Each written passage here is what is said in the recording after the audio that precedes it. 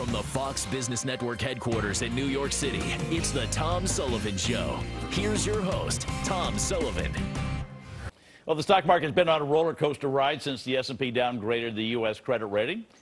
So what do you do with your investments when the market is this crazy, when it's up and down, very volatile? How do you protect your portfolio, and is this an opportunity to maybe make more money? Well, joining me now, Wall Street editor for Business Insider, Courtney Comstock, and chief investment strategist with Fulcrum Securities, Rob Morgan. Let's start with you, Courtney. So people are afraid. They don't know what to do. Do you sit on your hands? Do you sell everything? What's your response?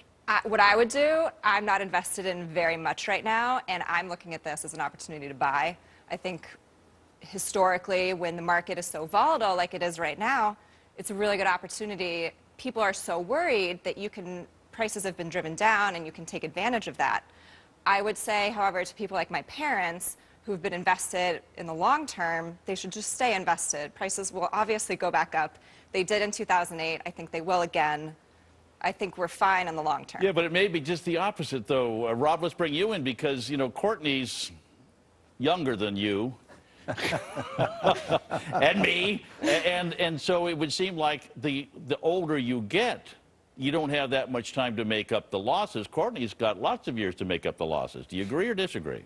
Well, I do agree, Tom, and I think I agree with Courtney. I would build on what she said by saying we endorse the life cycle of investing, which is as a person ages, they do get more defensive in their investments. They need more income. So as a person goes through life, they're going to be shifting their investments more towards fixed income.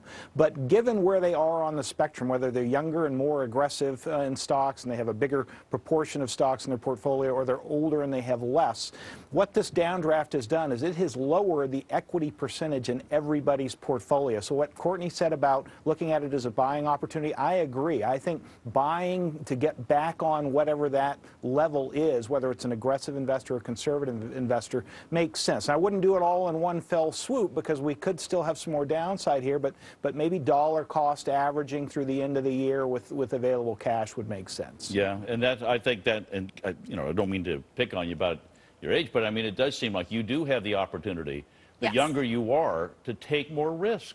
And if you're wrong, I have plenty you can of years. fix it a few years down the road. True. However, I don't see the point of selling out right now when the country is, you know, we're the best country in the world still.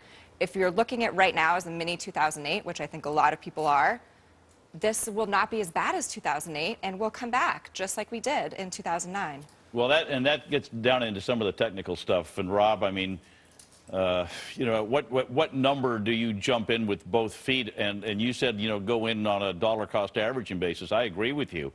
But, you know, at some point, if you get down 20% from the high water mark, is that a sign that it's going to take another elevator ride down? Or at that point, do you say, this is it, this is just too cheap, I can't stand it, I got to buy? I think we are starting to see some signs of a bottom, Tom, and I say that cautiously. The S&P in this period of frenzy hit a low of 1101, and it was retested at 1118.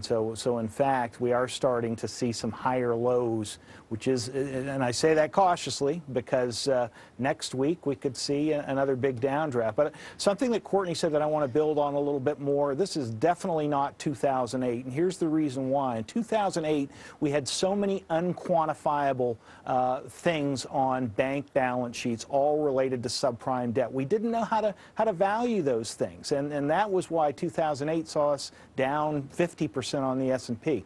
Now, our problems are big, but they're quantifiable. What's our problem here? Well, it's 14 trillion. That's the number of our national debt. It's a big number, big challenge, but we know what it is. Similarly with European sovereign debt and the banks there, we know what those numbers are. So I think that's a huge difference between now and 2008. I read Business Insider, Cluster Stock. I look at those. Lots of great columns in there. Where do you get all your information? Are those outside analysts like Rob that are just putting in their 2 cents? Or I'm talking to people on Wall Street. I'm reading the Wall Street Journal, Financial Times, all the big newspapers. Are they nervous? They're very nervous, yes, but they traders. also, they're traders. So of course they're also looking for an opportunity to buy. They're looking at a lot of volatility right now, and gold. Those are two things that have gone up because of the volatility is so high. Of course you're making money if you're invested in volatility. All right. Courtney, thank you. Rob, good to see you as always. Thank you very, very much. Well, there are traders and there are investors. And traders, they look to make a buck off of every single tiny move in the market.